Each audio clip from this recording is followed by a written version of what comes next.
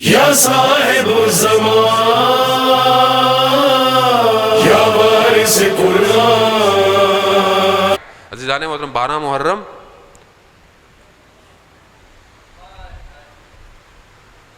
لٹا ہوا، آپ نے سلام میں مرثیے میں پڑھا، سنا،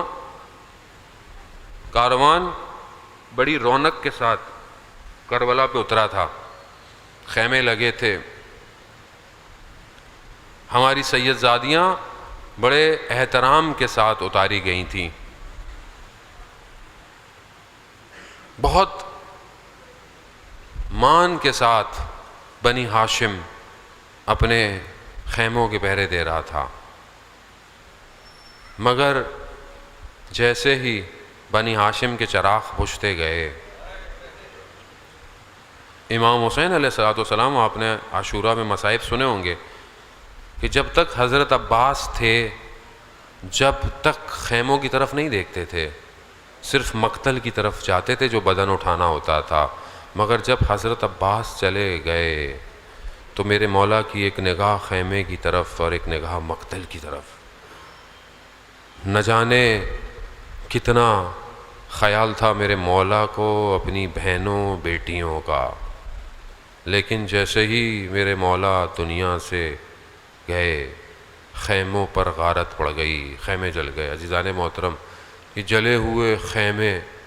جل تو گئے مگر آج تک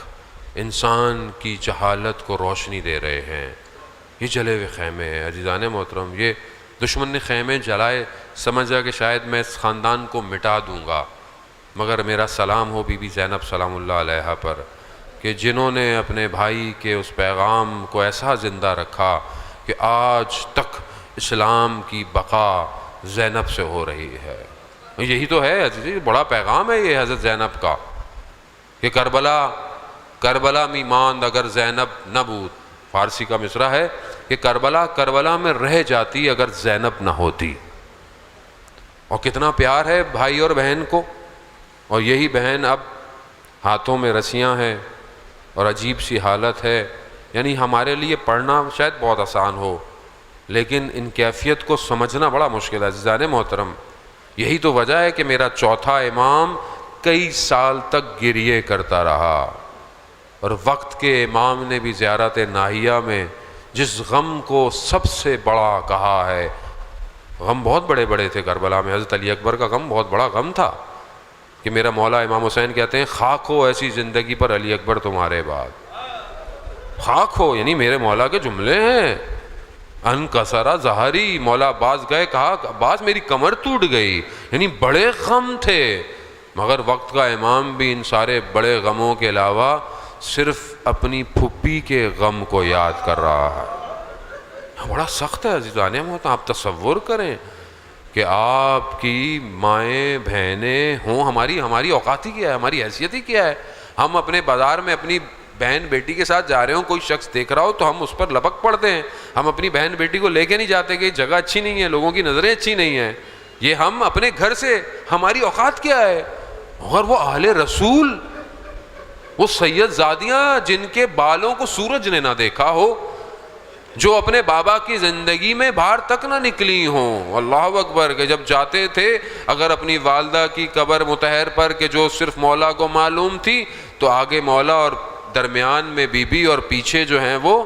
بھائی ہوتے تھے۔ حتیٰ میرے مولا کا آخری وقت جب کوفہ میں آیا، جب میرے مولا کے جنازے کے علاوہ جب ضربت لگی اور اس حالت اعتذار میں لے کر آ رہے تھے تو کہا مجھے گھر کے پاس چھوڑ دو۔ کیوں چھوڑ دو؟ اور اصحاب کو کہا خاموش ہو جاؤ، کہیں تمہارے رونے کی آواز میری بیٹیوں تک نہ پہنچ جائے۔ یعنی اتنا مولا خیال کر رہے ہیں آپ کہ آپ کی بیٹیوں تک رونے کی آوازیں نہ پہنچیں۔ اور تاریخ گواہ ہے کہ جب میرے مولا مدینہ سے اپنی ان سید زادی بیٹیوں کو لے کر آئے ہیں تو صبح کا وقت تھا کوفہ پہ، کہا انتظار کرو رات ہو جائے تاکہ کسی کو پتہ نہ چلے اہل حرم داخل ہو رہے ہیں۔ مگر 61 ہجری کا کیسا محرم ہے کہ یہاں پر جب لٹا ہوا کاروان پہنچا تو رات تھی، دشمن نے کہا انتظار کرو، صبح جب بازار سج جائیں تو ان کو لے کر آنا۔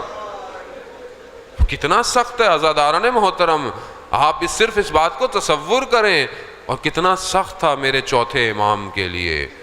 اور عجیب ہے کہ بچی ہے جو بار بار ایک ہی نیزے کو دیکھ رہی ہے. بچی وہ کیسی بچی ہے اس لٹے ہوئے کاروان میں. آپ تصور کریں نا، باپ کا جنازہ ہو، بیٹیوں کو کتنے آرام سے اٹھاتے ہیں، کتنے پیار سے اٹھاتے ہیں. باپ کے جنازے کی زینت ہوتی ہے نا، بیٹی بڑے پیار سے بیٹا آ جائیے، بیٹا صبر کیجئے، اللہ اکبر. مگر یہاں روز عاشورہ جب یہ بچی جا کر اپنے بابا کے بدن پر پڑی تو پیار سے نہیں اٹھایا، تعزیانے مارے، تماچے مارے. یہی تو وجہ ہے کہ میرا وقت کا امام زیارت نائیہ میں فرماتے ہیں کہ میرا سلام ہو ان گالوں پر جو کربلا سے کوفہ، کوفہ سے شام تک اپنی رنگت بدلتے رہے. الا لعنت اللہ علی القوم الظالمین وسیعلم الذین ظلموا ای منقلب ینقلبون.